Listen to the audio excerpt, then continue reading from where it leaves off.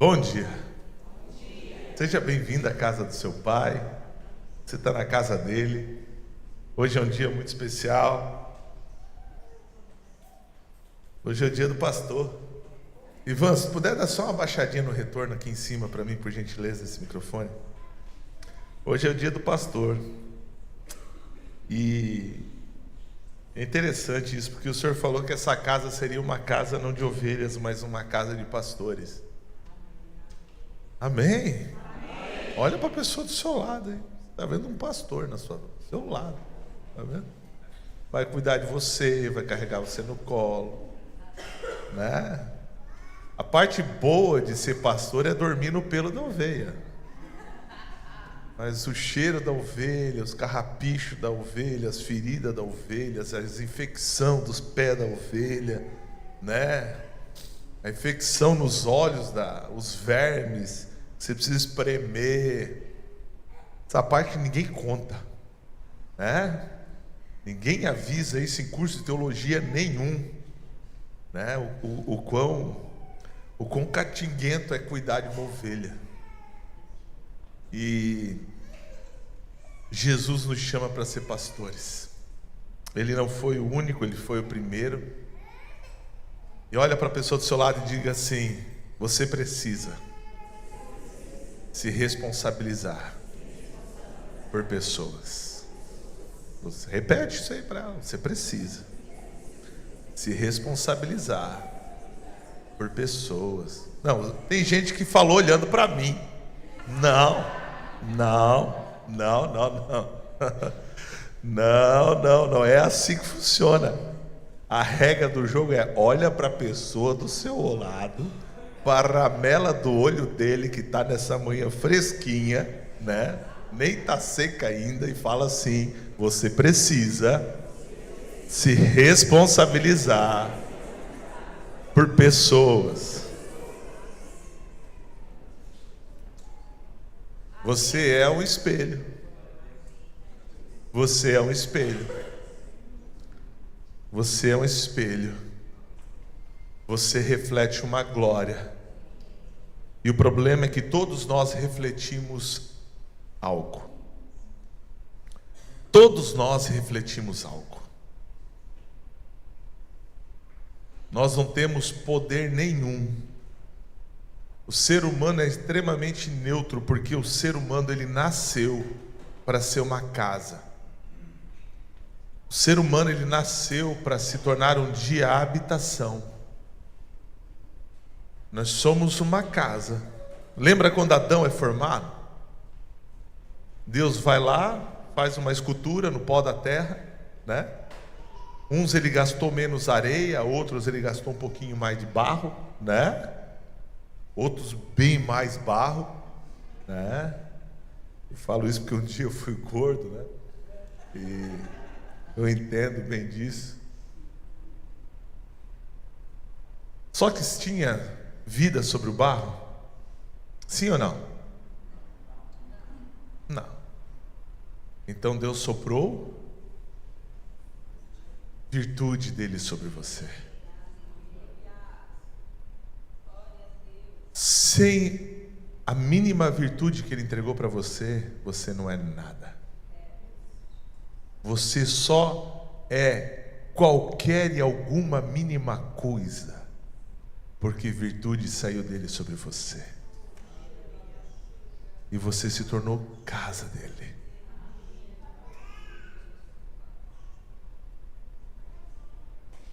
Mas sabe o que é mais extraordinário? É a capacidade do ser humano de tirar esse Deus de dentro do seu coração, da sua casa, para botar lixo lá dentro.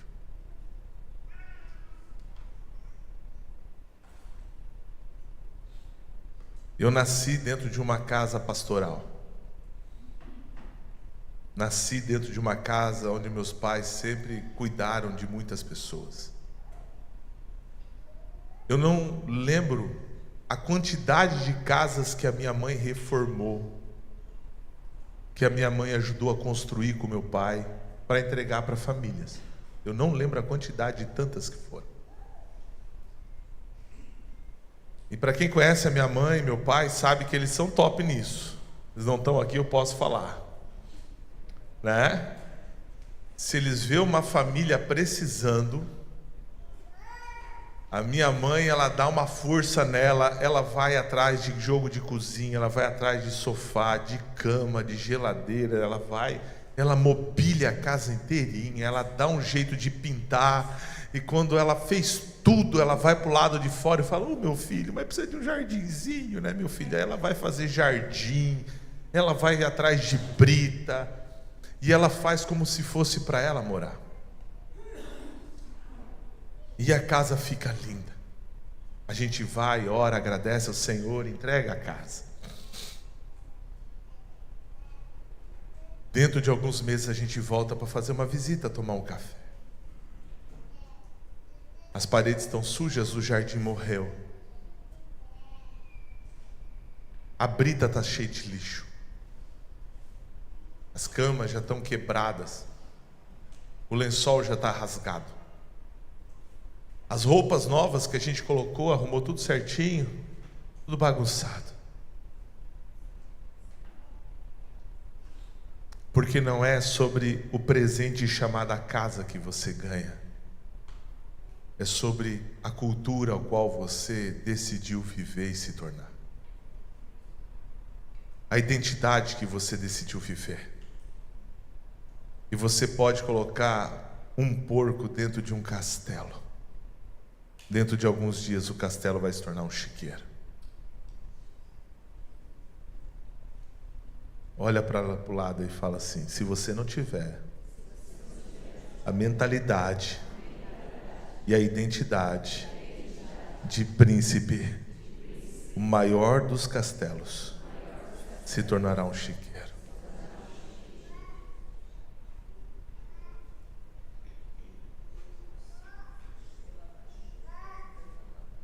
E por que que as pessoas insistem em viver um modo assim?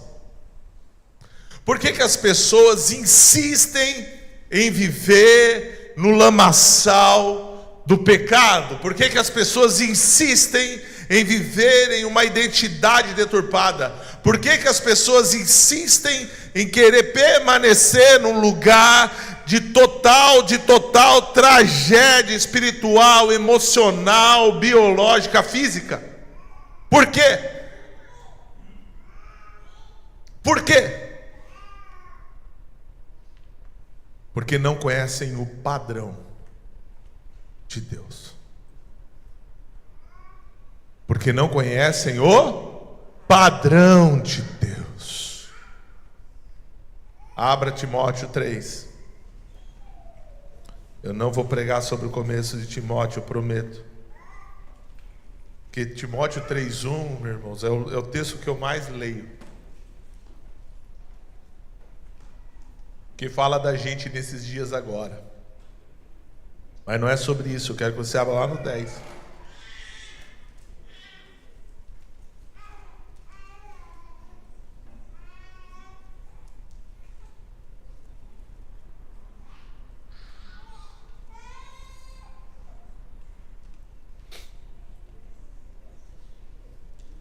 Todo mundo abriu aí?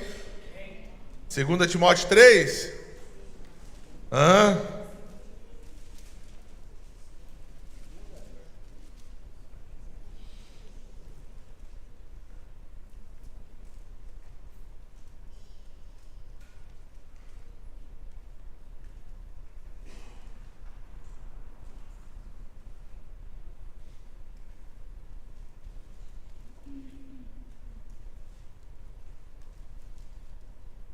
Vamos ler do 5.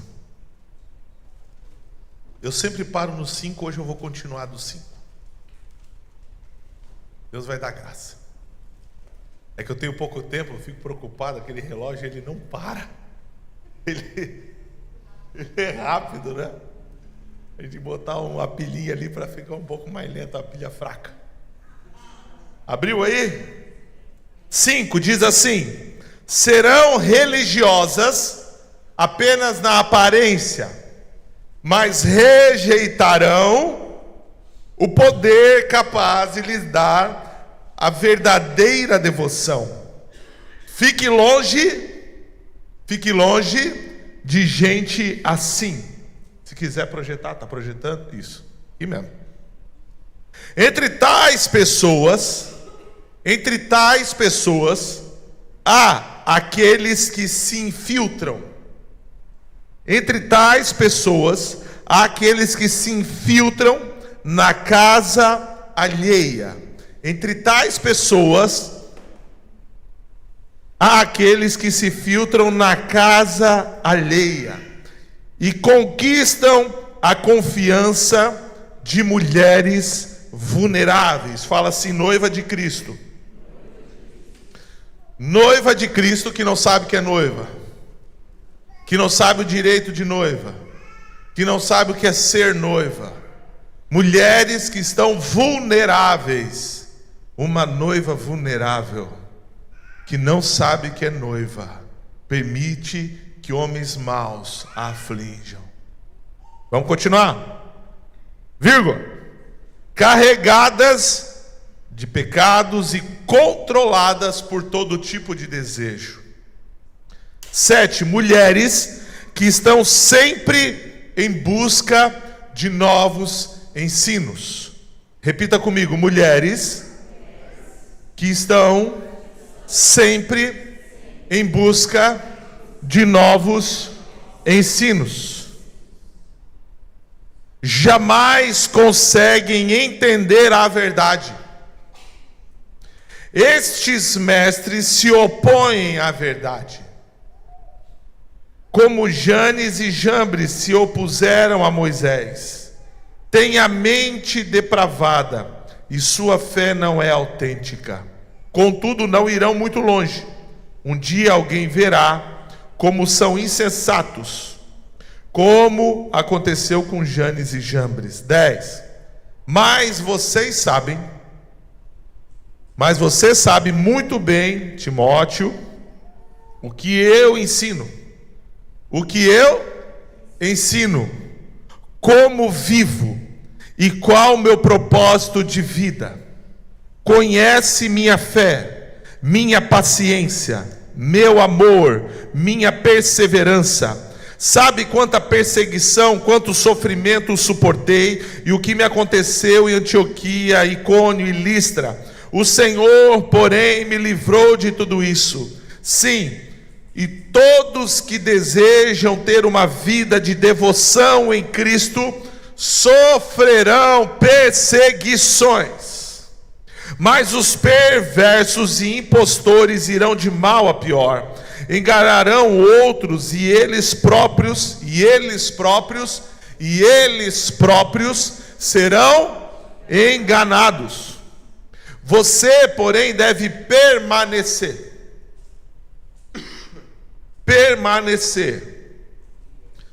fiel àquilo que lhe foi ensinado. Sabe que é a verdade, pois conhece aqueles de quem aprendeu. Desde a infância lhe foram ensinadas as sagradas escrituras, que lhe deram sabedoria para receber a salvação, que vem pela fé em Cristo Jesus. 16. Toda escritura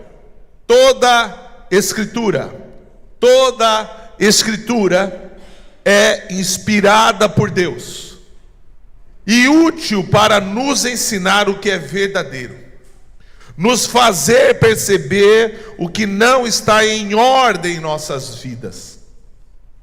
Nos fazer perceber o que não está em ordem em nossas vidas. Ela nos corrige quando erramos e nos ensina a fazer o que é certo. Deus a usa para preparar e capacitar o seu povo para toda boa obra. Zygmunt Bauman, um filósofo atual, moderno, aquele que falou agora escreveu sobre qual o perfil da humanidade nos dias de hoje. E ele não é religioso, ele não é cristão, ele não é nada, ele é um homem filósofo, antropólogo. Mas esse cara falou que nós estamos vivendo um tempo chamado modernidade líquida. E quando ele fala dessa modernidade líquida, Zygmunt Bauman, ele fala agora que o ser humano hoje não consegue mais viver em fundamentos sólidos. Ele diz que a família, por exemplo, que é um fundamento sólido, ele se tornou líquido, frágil. Por isso que hoje tem tantas pessoas com tantas famílias. A gente vai hoje numa festa de casamento, é uma crise. Porque a mãe e o pai antes entravam com a noiva, agora tem que cuidar, porque agora tem o padrasto e agora tem, na verdade, assim, a minha mãe já casou com 3 e o segundo que me criou como filha e tal, porque hoje o casamento, irmãos, se o marido disse não, a mulher quer separar, se a mulher disse não, quer separar, tudo quer separar. Antigamente a mulher voltava para casa com uma mala, primeiro que era uma vergonha lascada voltar para uma casa com uma mala. Mostrava incompetência. E quando a pessoa voltava, o pai falava, aqui não, pode voltar para lá. Hoje volta para casa, vem filho, vem. Deus vai mandar outro.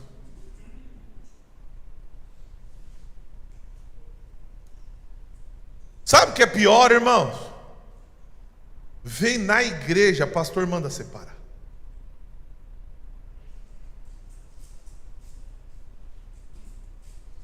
Quando vem alguém querendo se divorciar, a gente fala assim, se o teu marido quer te abandonar, deixa ele te abandonar. Não move um dedo. Espere no Senhor que ele volte. Mas se a dureza do coração dele for lá pegar, querer se divorciar, pegar um papel, um advogado, e vir o papel, o juiz mandar, separa. Mas não foi você responsável pelo seu divórcio. Você brigou por ele. Amém?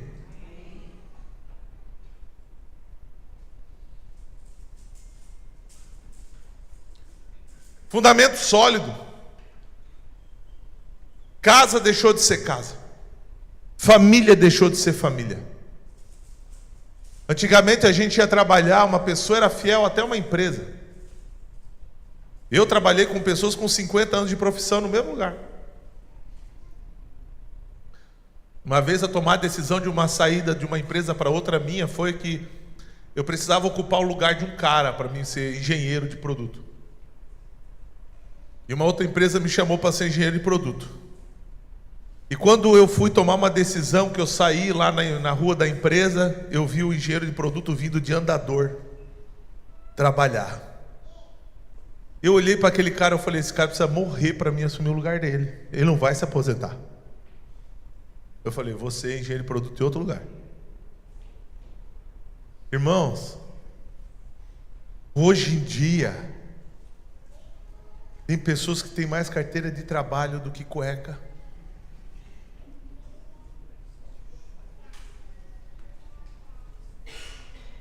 Tem gente que fala assim, tem pessoas aqui que trabalham com pessoas, administram pessoas, falam assim, pastor, eles arrumam emprego. Se eles vão começar amanhã já está vindo o processo trabalhista, sem nem começar a trabalhar. Porque aquilo que antes um dia foi sólido, se tornou líquido.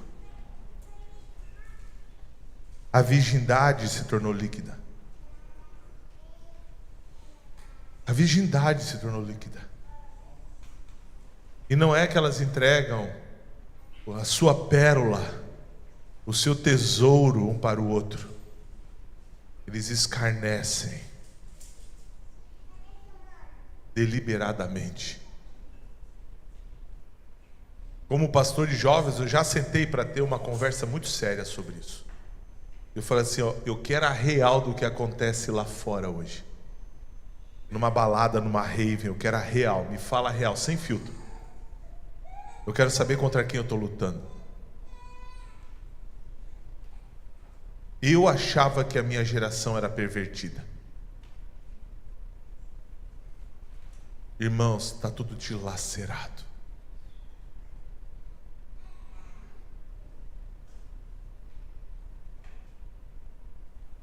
E sabe o que é pior, irmãos? Estão fazendo isso com a palavra de Deus. A palavra de Deus, ela é sólida, ela é firme, ela é inegociável. A palavra de Deus, ela foi escrita em 1500 anos por 40 autores, e 66 livros foram escritos com mais de 4 milhões de interações. É impossível para 40 autores em 1500 anos sentarem numa mesa e realizarem 4 milhões de interações. Porque ela não é sobre um livro, ela fala de um ser extraordinário, divino, perfeito, que humilhou-se a si mesmo para entregar a sua vida em amor de muitos, para reconciliar uma geração, uma humanidade que pegou uma casa linda, mas preferiu deixar de ser príncipe para se tornar pouco.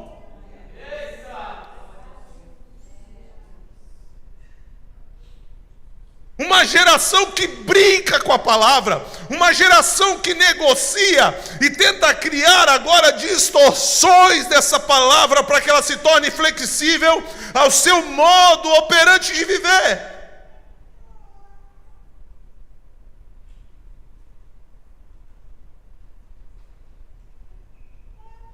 Com a palavra de Deus não se brinca. Essa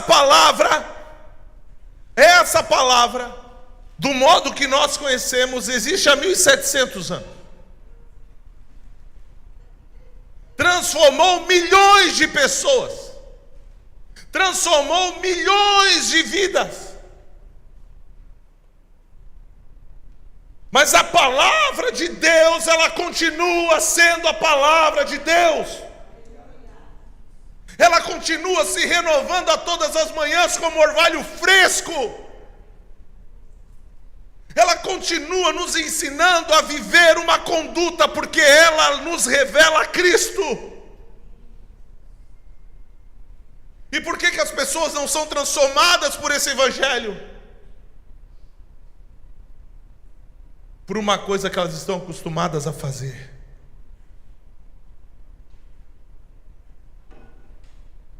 Olha para a pessoa do seu lado. Olha bem para o rosto dessa pessoa. Não fala nada, só olha. Manda ela abrir o Instagram dela agora e vê se está o mesmo rosto lá.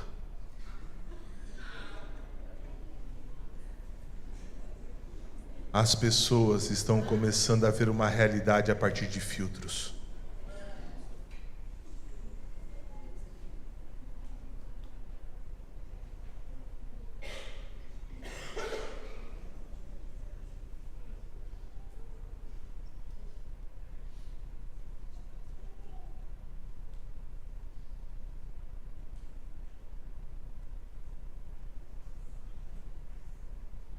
Pele continua tendo espinha. Pele continua tendo ruga. Você pode trabalhar quanto você for, você está brigando contra a gravidade.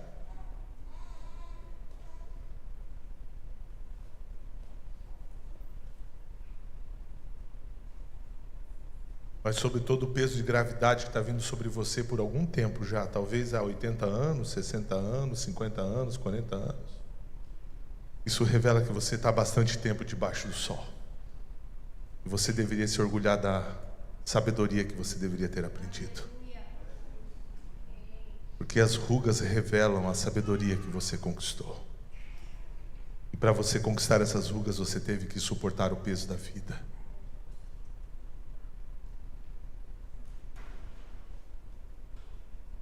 Um rosto sem rugas significa um rosto imaturo.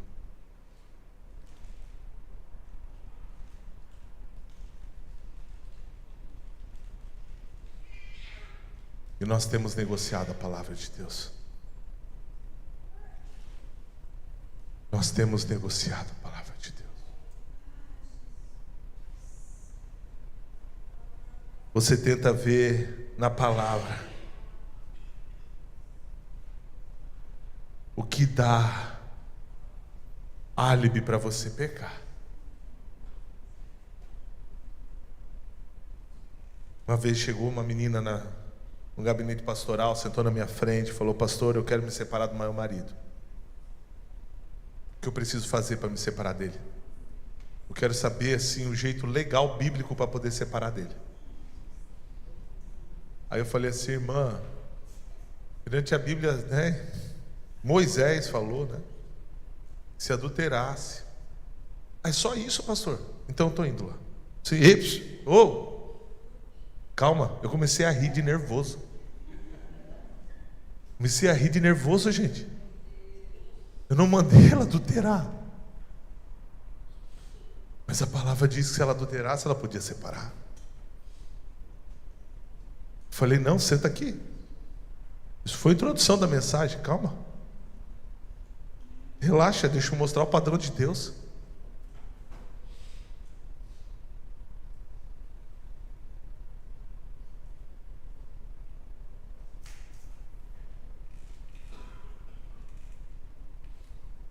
Esses dias outra pessoa falou assim: pastor, me mostra na palavra onde é que está escrito sobre homossexualismo. Ela queria que aparecesse na Bíblia a palavra assim: Deus não quer que tenha homossexuais e é pecado.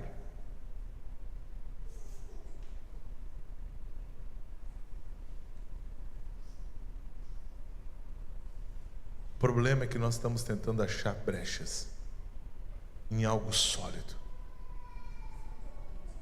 que não tem rachadura, que não tem envergadura, que não tem lacuna, não tem e se, porque Deus continua sendo Deus, e Ele sempre será Deus, Ele sempre será justo, Ele sempre será digno, Ele sempre será perfeito, e nele nunca haverá dúvidas. Ele fez para si um reino de sacerdotes. O padrão de sacerdócio que entra no arraial de Deus é que sejam sacerdotes reais, santos, puros, limpos, com roupas brancas. Homens e mulheres que abriram mão das suas vidas, suportaram a dor das perseguições, abriram mão dos seus prazeres carnais para se tornarem pessoas que amam estar nele. E Ele não vai permitir que o mentiroso entre no céu. Um enganador, um profano, um prostituto, um imoral, um enganador. Ele não vai permitir que um filho do diabo entre no céu, porque a Deus ninguém engana. Ninguém engana. Aí vem uma demoníaca ação teológica, agora falando do universalismo demoníaco, tratando o inferno agora como filosófico.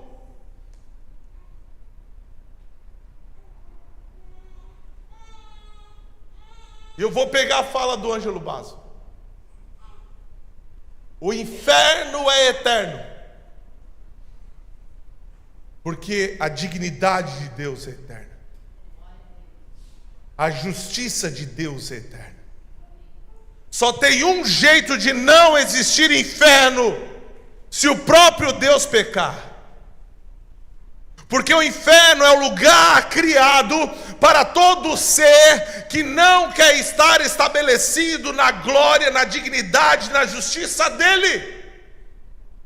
Ele não criou para seres humanos, Ele criou para seres que querem viver a perversidade realidade, o lado oposto de quem ele é. E o fogo consumidor do inferno é o fogo da ira de Deus, consumindo aqueles que se opuseram à revelação do amor de Deus.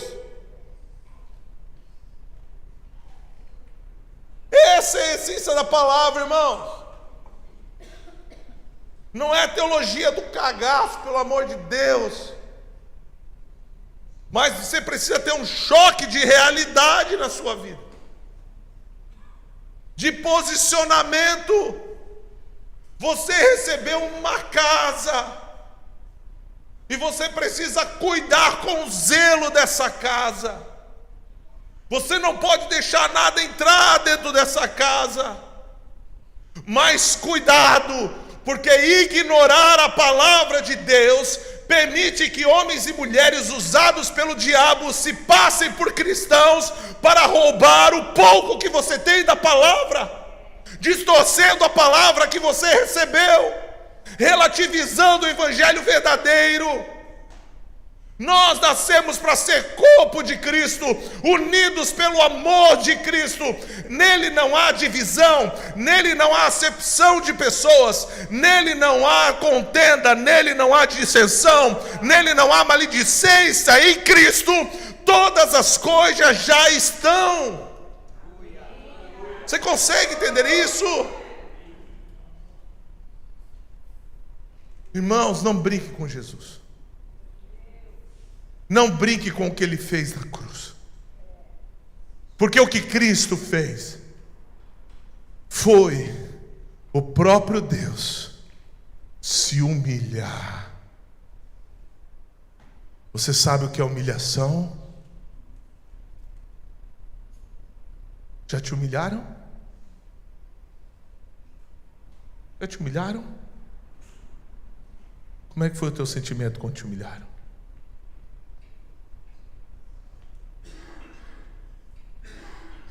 Agora, quando te humilharam e você tinha razão, e aquela pessoa que estava te humilhando não tinha razão,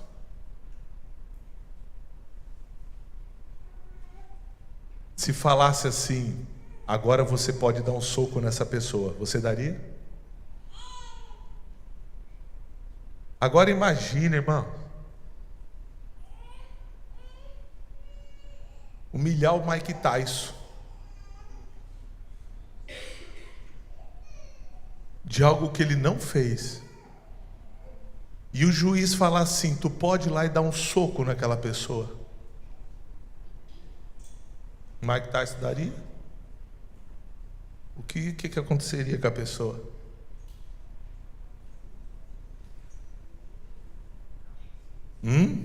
Eu acho que ia sorrir sem dente. Pelo menos.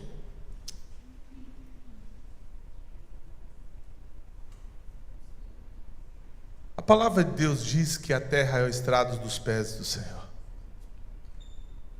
Agora tu imagine o que o Senhor pode fazer com o homem que humilha ele, sendo o homem injusto e ele justo.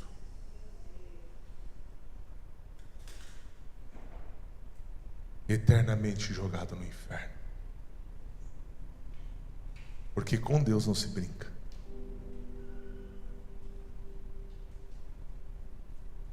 Com Deus não se brinca. Nunca pode se brincar com Deus.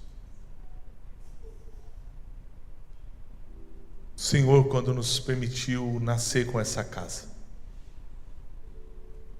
nós não nascemos para pregar outro evangelho, além do evangelho verdadeiro.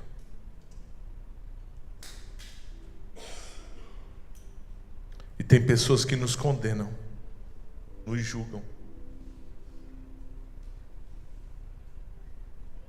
Mas nós nunca dizemos que nós não somos falhos, que nós não somos errados, que nós não somos pecadores, que nós não somos seres humanos. Porque como pastores, nós temos a responsabilidade de falar a verdade. Porém, existe um peso para toda a verdade. E o peso da verdade é humilhação. O peso da verdade é humilhação. Sem Deus, eu sou um promíscuo, eu sou mentiroso, eu sou lascivo, eu sou defraudador, eu sou arrogante, eu sou orgulhoso, eu sou vaidoso, eu sou soberbo. A minha carne fala assim: não diz que tu é orgulhoso, diz que tu é desumilde. Sem Deus eu não teria um casamento, sem Deus eu não teria filhos. Sem Deus eu não estaria servindo numa comunidade de fé, servindo a muitos irmãos. Sem fé eu não sei nem se eu estaria vivo. Sem Deus. Mas um dia eu fui conversar com o pastor e falei: pastor, como é que deve nascer a Somos Casa? E esse pastor falou assim: comece contando todos os teus podres no púlpito. As pessoas precisam saber de onde você saiu. Sabe por que a gente apanha, irmãos? Porque existe um monte de pastor com medo que as pessoas saibam a verdade sobre quem ele é. Mas não é sobre o que um dia eu fui, é sobre quem eu estou me tornando. Não é sobre quem você um dia foi, é sobre quem você está se tornando. Nós estamos nos tornando a habitação de Deus. E o processo de se tornar a habitação de Deus é que todo dia Ele vem visitar a obra. Quem é engenheiro, construtor aqui sabe o que eu estou falando.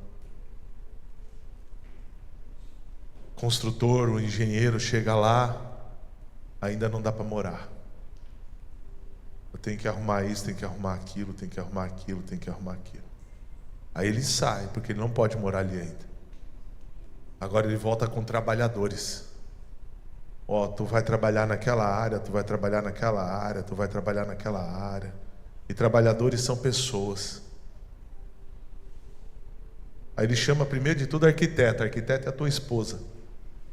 Chega e fala assim: está tudo errado isso, está tudo errado isso, está tudo errado isso, está tudo errado isso. Porque o cara nunca tem razão, né? Tô brincando. A minha esposa nem é assim. Estamos vendo Dia dos Namorados, né? Cuidado com essas coisas, o inimigo é sujo, ele pega às vezes uma vírgula, né? Aí 2 horas da manhã tá eu tentando me justificar, não. Arquiteto, é?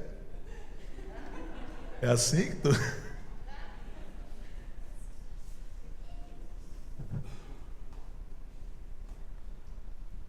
Mas vem o teu amigo do trabalho, vem teu pai, tua mãe, vem teus tios, vem teus amigos, vem a turma da faculdade, trabalhadores de Deus para te moer. Aí tu fala assim: ó, hoje o meu dia terminou ruim, estragaram o meu dia. Não, estragaram nada, eles estragaram porque precisava ser arrumado. Você que entendeu isso como dano, Deus olha para isso como reforma.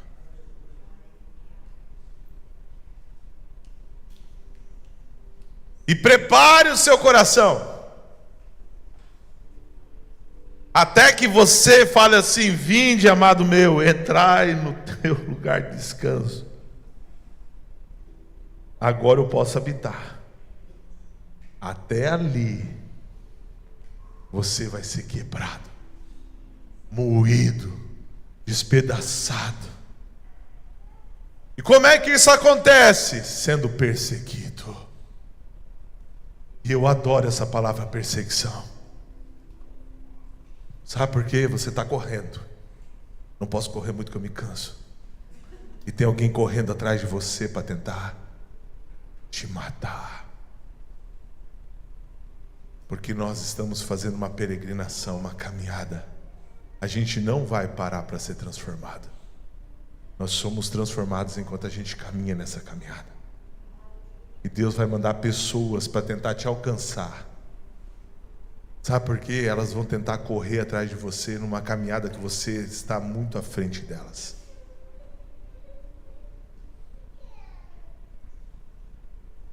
E tudo isso será para transformar você. Até o diabo trabalha para Deus. Até o diabo. O diabo não tem poder nenhum. Deus fala, Satanás fala assim: eu posso tocar? E Deus decide se ele pode tocar em você ou não. Até onde, como, de que forma, em qual local. Porque Deus só autoriza reforma. A ira de Satanás não pode te matar. Mas Deus pode usar para te transformar.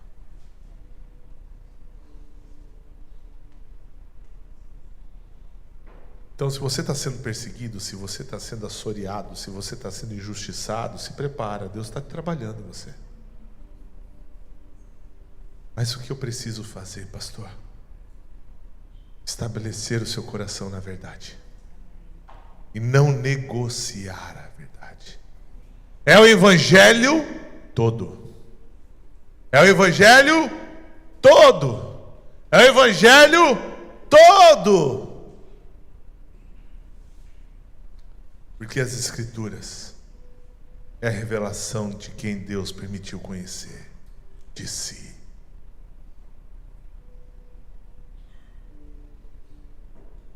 Cuidado com os dogmas. Cuidado com os dogmas. Cuidado com os dogmas. Cuidado com os dogmas. O que é doutrina? O que a palavra de Deus diz. Verdade absoluta. O que Cristo falou. Eu sou o caminho, a verdade e a vida. Ninguém vem ao Pai senão por mim. Então não existe outro caminho. Essa verdade é absoluta. Não existe outra forma. O próprio Jesus disse: quem quiser vir após mim, negue-se a si mesmo, tome a sua cruz e siga-me. É inegociável. Não existe outro caminho, não existe outra forma, não existe outro jeito. O que é um dogma? O que o homem entendeu sobre Deus a partir do que ele leu. E isso você precisa cuidar. Porque cada um lê com um óculos diferente. Mas tem pessoas que estão indo para o inferno porque estão dando credibilidade para o óculos dos outros e estão se esquecendo de negar a si mesmo, tomar a sua cruz e seguir Jesus.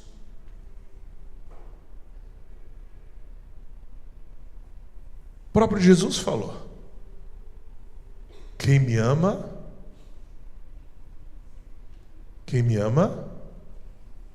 ama o próximo, mais que a si mesmo. Siga Jesus. Siga Jesus. Reflita sobre a palavra dos outros. E viva a verdade. Não negocie a verdade. Nós estamos aqui para ser habitação. A habitação. Isso é uma verdade absoluta. Que o próprio Cristo falou isso. Se coloque de pé.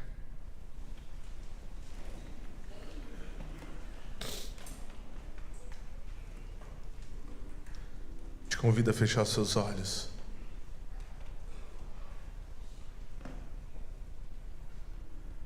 Você precisa falar com Deus agora. Deus te deu uma casa. Você está morando num palácio ou num chiqueiro?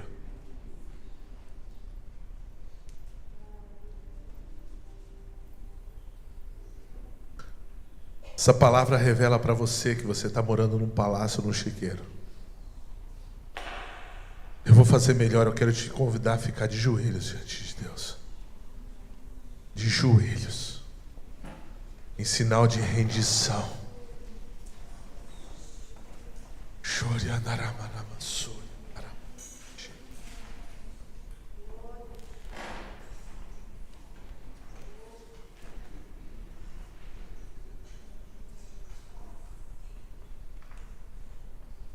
Fale com o Pai.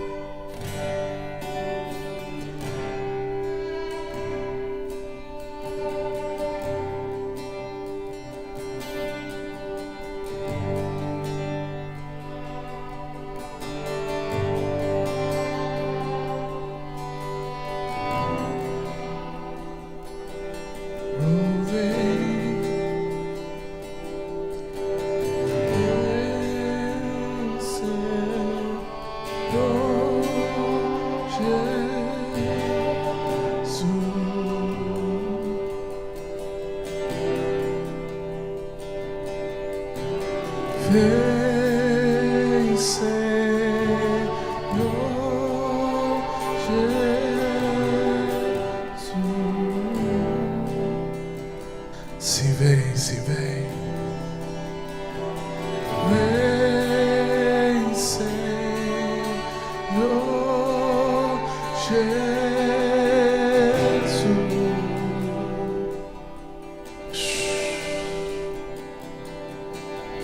Santo Espírito, vem.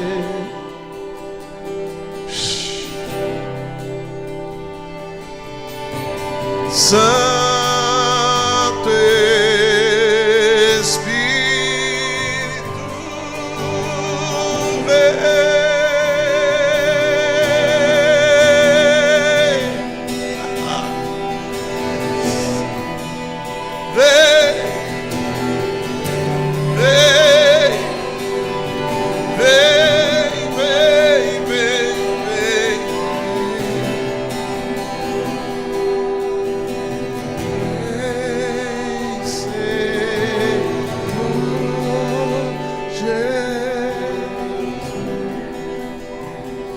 Nos humilhamos diante da Tua presença.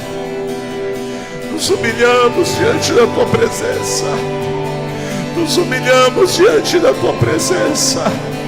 Nos humilhamos diante de quem Tu és. Nós nos humilhamos diante de quem Tu és. E nós queremos Te pedir perdão nessa manhã pelo lugar aonde nós decidimos nos tornar. Mas hoje nós colocamos o nosso coração diante do Senhor e declaramos que o Senhor vem estabelecer em nós o Teu reino. Venha fazer do nosso coração lugar de habitação da Tua glória. Vem retirar do nosso coração tudo aquilo que não pertence a Ti. Vem tirar do nosso coração tudo aquilo que é morte. Tudo aquilo que é morte. Tudo aquilo que é morte. Retira do nosso coração tudo aquilo que é detestável. Tire do nosso coração tudo aquilo que não pode estar aqui. Arranca do nosso coração todos os grilhões que ainda nos prendem. Tire os grilhões que ainda nos prendem. Tire aí dos grilhões que nos prendem.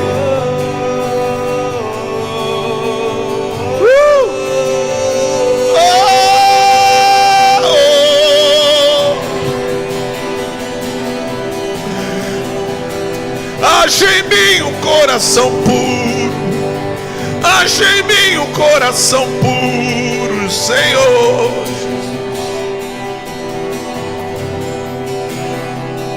Até que nada mais me prenda. Até que nada mais me impeça de ter a revelação de quem Tu és. Shoria daramanama soria daramanama sheria. Sheria daramanama soria daramanama sheria daramanama soria.